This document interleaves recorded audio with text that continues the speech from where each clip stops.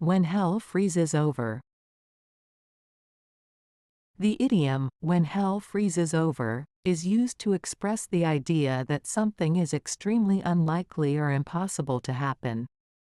It is a way of emphasizing that the chances of a certain event occurring are virtually non-existent. The phrase is derived from the notion that hell, being a place of eternal fire and heat, would never experience freezing temperatures.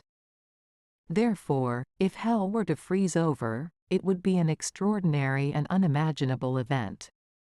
Here are a few examples to illustrate the usage of this idiom. 1. Example: I'll lend you my car when hell freezes over.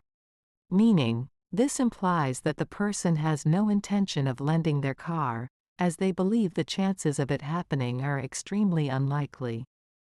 2. Example: he will apologize to her when hell freezes over. Meaning, this suggests that the person has no expectation of receiving an apology, as they consider it highly improbable. 3. Example: she said she would go skydiving when hell freezes over. Meaning, in this case, the person is expressing that they have no interest in skydiving and believe it will never happen.